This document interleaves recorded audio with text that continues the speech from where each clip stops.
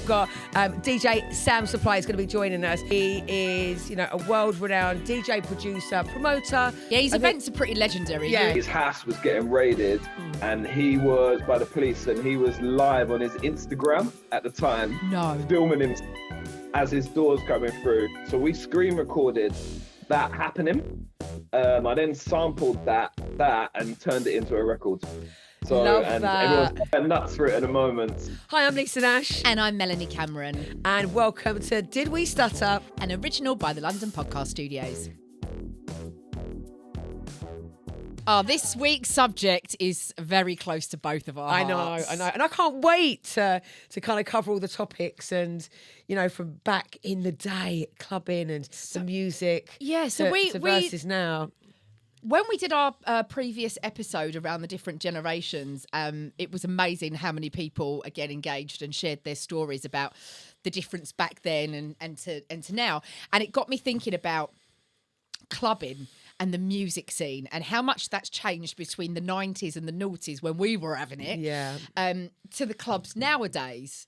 There's such a big change. And I think we were definitely blessed. Oh, we were so lucky. lucky. The acid rave kind of scene and that, and then the garage era. And the garage era, that come just slightly after. But it was, you'd be out in a club and it wouldn't be like now. In the clubs, everyone's dressed well. I mean, people were dressed up back in the day, but it was more kind of like you just barging through and just say, sorry, mate, kind of like there was a lot of love going on and the music was amazing. It was all, the kind of original rave classic kind of tunes. Well, you'd pick up a flyer that would say there was a rave somewhere. Yeah. And because they were illegal raves, you'd have to drive to a meeting point at the side of a motorway. It was so exciting. Everyone. There'd be there a used to be massive trails convoy of of cars. Yeah. But you know what? I actually worked for a company that did all the teletext. You find out about what clubs were going on via teletext. Yeah, you that is did. actually That's just showing my age there. But it was actually the same company with Russell Cleaver how we started Clubvision. Oh, amazing! Because when I first worked there, I just kind of went and got a job as a young girl, and I'd studied TV and video production. I was like, don't do. I think he wanted to start doing a magazine. He was like, don't do a magazine, do a magazine magazine format on video, but all about the dance culture and going clubbing. I basically created the best job in the world. For you, yeah, exactly. That I could basically go to travel around the clubs, interview all the DJs for free, and just do something that I loved, which was dancing and listening to fabulous music. Do you know what? When I look back at the glory days for us, I'm talking about Charlie Chan's, Epping Forest Country Club. Like, the real... back in the days, it was... I remember, on a bank holiday Sunday, you would start queuing at Chan's at like 7 p.m. on a Sunday to make sure you could get in. Because that club would be at capacity. If you weren't in that queue, you weren't getting in. Yeah. Do you remember a club called Lacey's? Yes. Oh, I loved Lacey's. Yeah. That was my first real... I mean, apart from, obviously, like the WAG Club and the Gas Club. Gas Club, yeah. Gas Club, I think. I remember going to the Gas Club when I was really young. And I think Mark Arch and Dominic Spreadlove, they used to all do it. And I remember going up there and Peter Covey used to be on the door. And he turned me and a few friends away because we were only about 15. And then we all went around the corner, changed clothes and come back and he went, you're still the same people. We did that. We used to do that in the country club.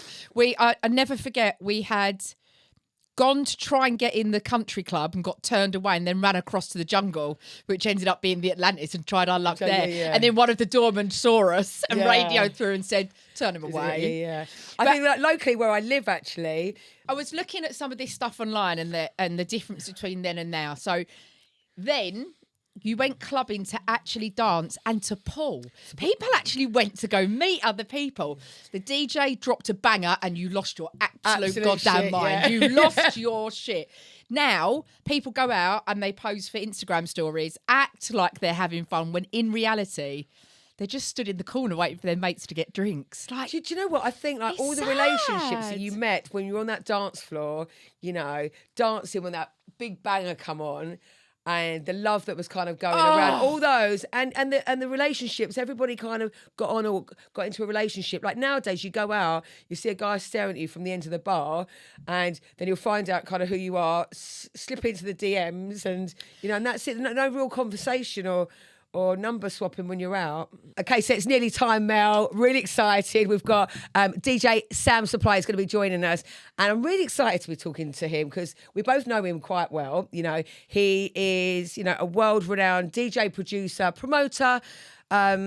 His events are pretty legendary. Yeah. If you haven't seen Sam Supplier's name on a flyer or a poster, or a boat party, you've been hiding under a rock for many years. But we're going to have a chat with him about the difference about clubbing back then and the differences he's seen over the years. Yeah. So let's welcome him on. Hey Sam, welcome to Did We Stutter? How you doing, darling? You right, girls? How are ya? Yeah, good. All the better for seeing you, Sam. You all right? So we've been talking about the differences between clubbing over the decades. And I mean, I remember working with you many, many, many years ago at the old Opera House. Come on. We're going way back. What year was that? That's going back some years, isn't it? What year was that, Sam? What, was that 2005? God, is it that long ago? Was that 20 years ago? 20 years ago, Sam. That is insane, isn't it? Jeez. We're So getting that's on. a great question. I mean, obviously you were there as well. So how has it changed, the atmosphere, performing in a club, DJing in a club to what it is now? It's the age-old thing what everyone's talking about where they're having their phones in their hands. Yeah. Like, that's obviously changed a lot of it. I think nowadays everyone's just a little bit, in a strange way, like withdrawn. Whereas in those days, everyone's just fucking having it, like letting their inhibitions go and all the rest of it. Yeah, and I don't know whether like it. I mean, sometimes even I'm doing it. If I'm there, so I pull out my phone and I want to film something. But you know something? I rarely ever watch it back. Yeah. I'm like, why did I bother? It's so That's true. So true, isn't it? It's so true. And I think sometimes we're all so invested in capturing a moment. You miss the moment because you're watching it through a lens. Like it definitely is that. But the strange thing from my side of things is that like that moment when everybody pulls out the phone, especially when I'm playing and it's like one of my own records, like, and I don't know, let's just say, let's say it's 1,000 people, and even if 10% of that post it, actually for me as an artist, that's great. Yeah, of course. Because if they've all got like 500 followers and then it spider webs out and it's my new record that's playing, that really does help. So yeah, I think I'm in two minds like on how I feel about it, in all honesty, because it does help my career. Like and I think that anyone else that says differently is lying to themselves a bit. I think one of your tracks here, correct me if I'm wrong here, but I think it's Sail Away, isn't it? Yeah, Sail Away. And I remember I was really scared about what she was going to say then, because she does drop a clanger now and again, Sam, and I was like, no. But I do remember it because I didn't make that one. Yeah, but you didn't make it. I did. No, that's what I was going to say. Right, questioning myself here now. I do know my music, but I remember when you dropped that and in a club, and then just seeing it on Insta and everything, and the response. I mean, as an artist, that must feel amazing. That's sick. It definitely sells a record because more people are going to watch that than are physically at the event.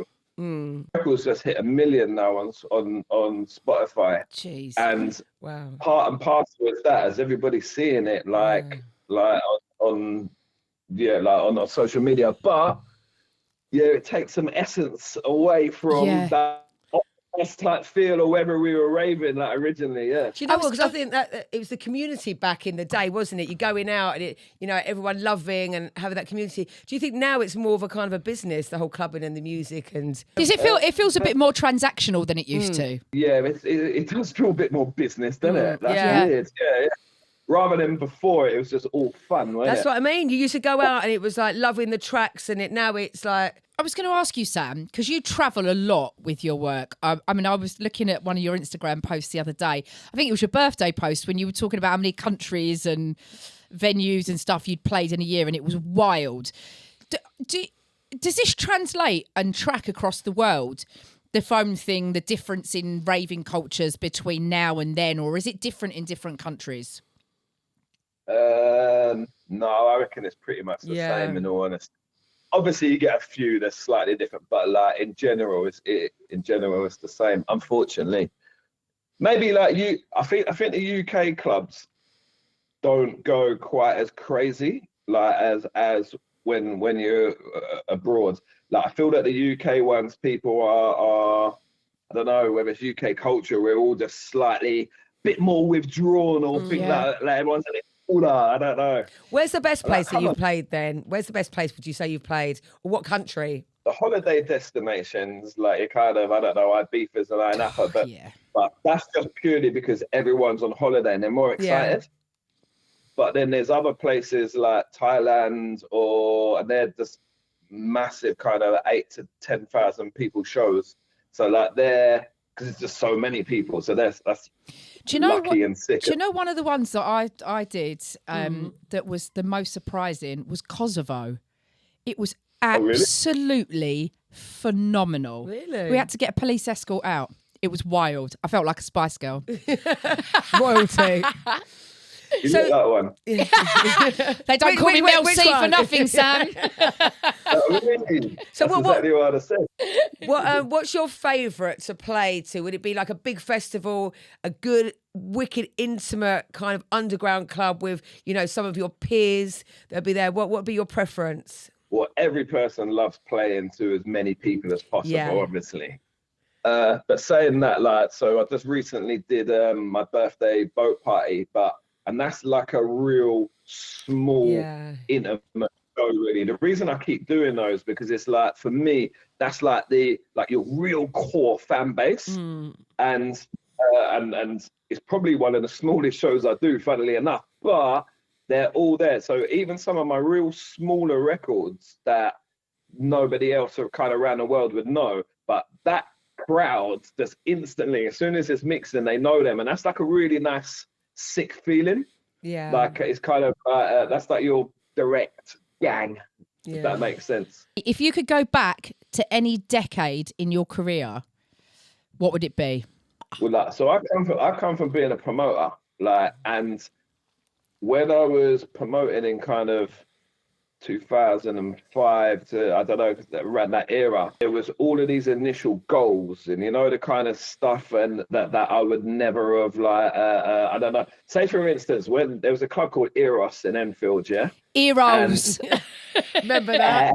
That was, so I did my garage rave, Pure Temptation there. And I remember just and I was really nervous because it cost me so much money to put it on. I didn't know if it was going to be busy. Like in those days, nobody bought tickets. It was all pay on the door. Yeah. So you didn't really know who was coming. And I remember just standing there and just kind of on the top balcony and just looking out. And it was, for me, that was just such a moment to look out and go, oh my God, there's 2,300 people in there that have come to my event. And it was such a warming feeling. And it wasn't really about me. I just used to put my name at the bottom of the flyer. It wasn't like I wasn't headlining a show or nothing, but it was my party. And I'd worked so hard to make it busy. And at the time, I don't know, I pumped every last penny I had to my name just to buy more posters, more flyers, more buckets of paste to go and put them up. We used to do that, go down and No, we didn't. We definitely didn't do any of those things. We did not. We were not responsible for any of those things.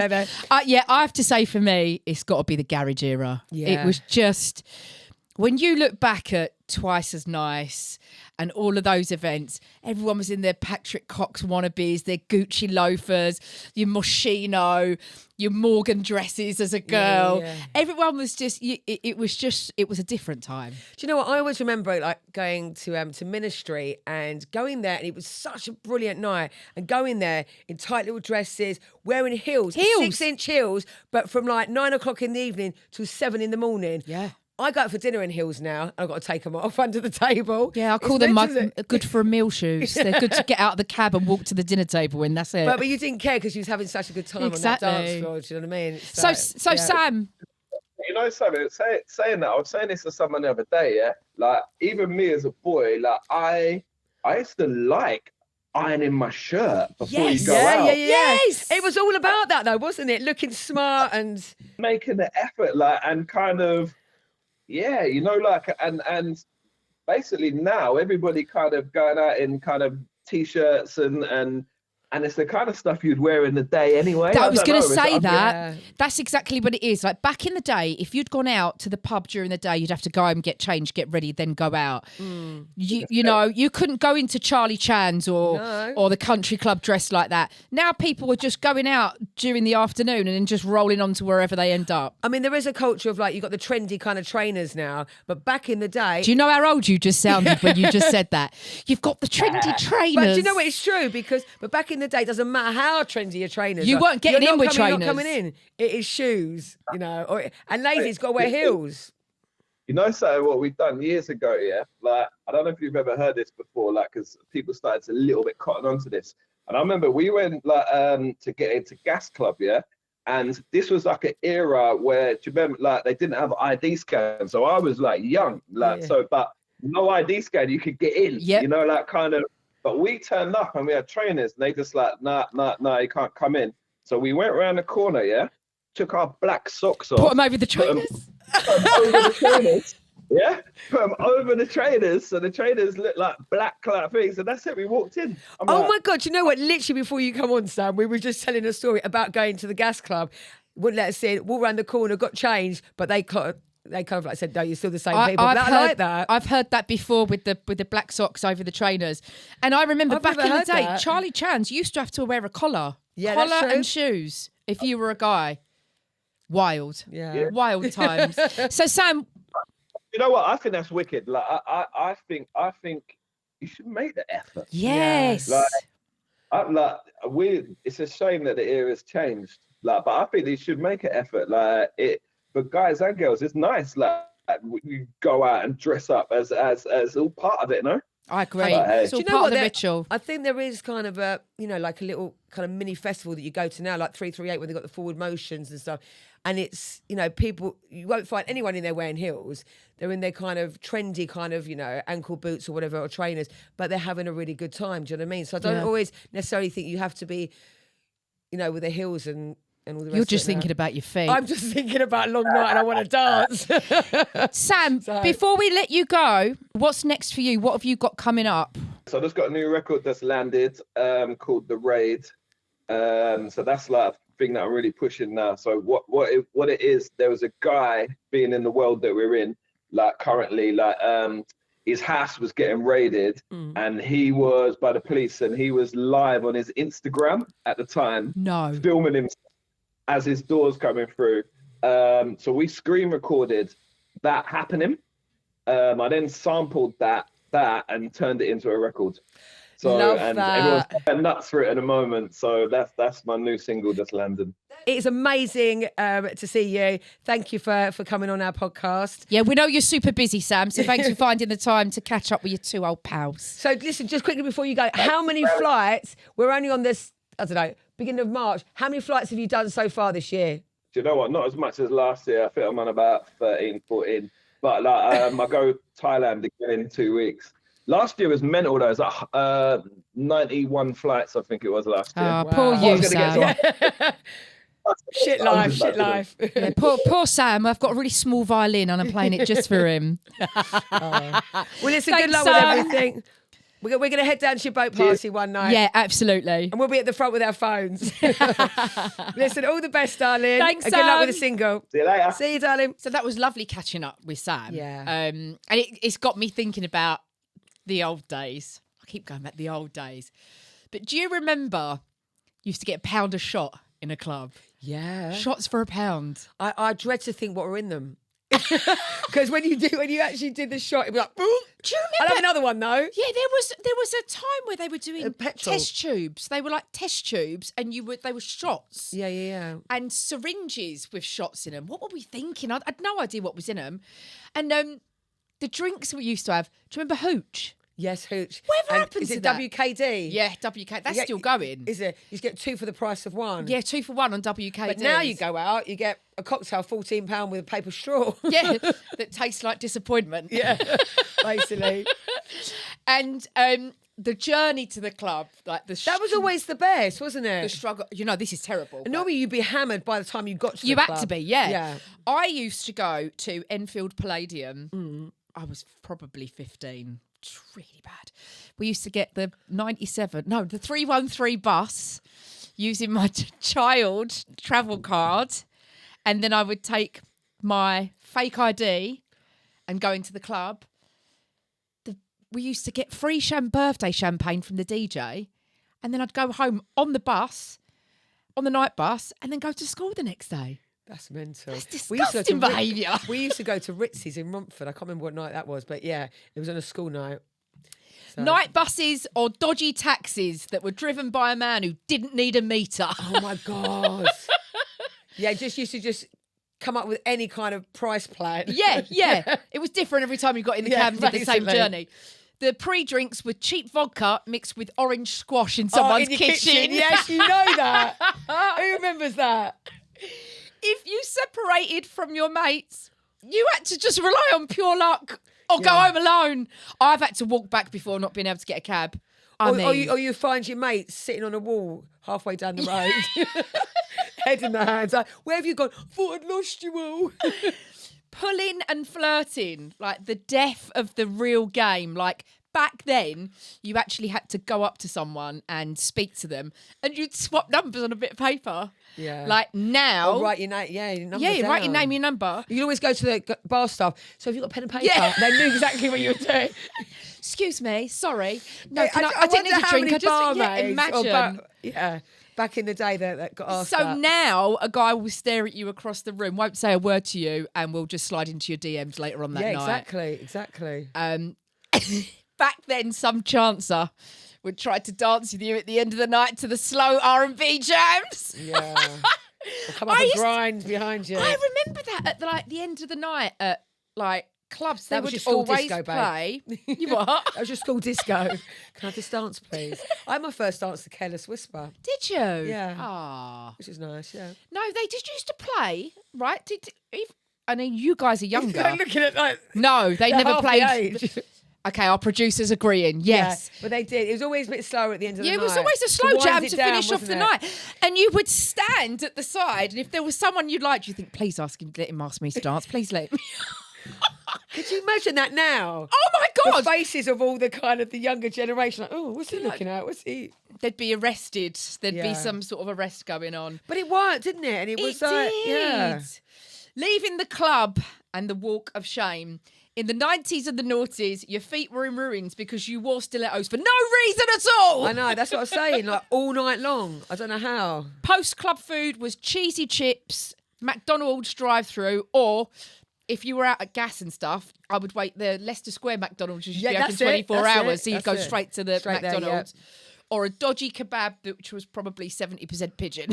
Yeah. Or just an after party and skip the food. Yeah, someone's But kitchen, yeah, you yeah. end up full circle.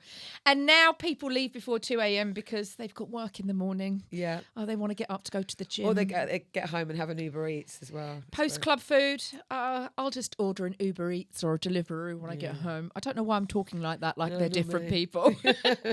And now everyone just goes home and watches Netflix. With us, someone always went missing. And like you said, they was found on a pavement crying because they'd lost always, everyone. always. And I got to say, I do feel for the younger generations because they never will experience what we experienced. And I think we touched on this earlier on. It's the fear of everything being recorded. If you Yes. went out and got pissed and fell over or threw up, we laughed about it. It was hilarious. You'd sit with your friends the next day in your pajamas, laughing and howling about the night yeah. before Do you because know- it stayed within your friendship group. Yeah. Now it goes online, and the you know shame what? people get shamed. I do remember, like, my daughter actually, because she used to kind of come out with me and my friends, or like if we had like a I was little- there. Yeah, exactly. But I think the younger generation, Tanae used to always kind of at the end of the night, Mum, where are you? And want to come and join because she knew that me and my friends would be somewhere, it'd be kind of fun. And I'm Yeah. not saying that her friends weren't, but it was, I think everyone just kind of dispersed and went home and it was, over at you know, after a couple of drinks. I mean, I don't know how different it is now, but The problem with us, Lisa, is we don't know when to stop. no. But I miss those days. I do. Yeah. I do. Like, Still kind of there, but just can't handle the hangovers anymore. I remember one birthday, like when I say I came to, I'd been there the whole time, but like my memory just kicks in. And you and I were at an after party and I was in somebody else's tracksuit and I was like, I had no recollection of how I'd got there. I remember, and I think you've still got the tracksuit, haven't you? Because they've asked me before for it. And your mate Mel still got my tracksuit. Definitely, Well, I listen. definitely do not still have that Franklin and Marshall tracksuit. Well, do you know what? There's got to be lots of stories out there. So we want to hear your stories, you know, kind of after party kind of scenarios back in the day versus now. Yeah, and what are your thoughts on... I mean, what do the younger generation feel like? Are you guys quite happy just going for dinner and having a DJ at the end of the night? Or would you have loved to experience the old school vibes that we had all the time? But I think we kind of look at a lot of like the clubs in London. They're not the same as they were back in the day, but there are some raves that are going on with the younger generation that are off the hook. So I hear. So I can see the excitement. Look at it. She got I'm gonna really go gate crush one of these. She got really excited then. All right, well, we're off to go and find one of these raves. But we'll see you soon. We will. Thanks, guys. Thanks, guys.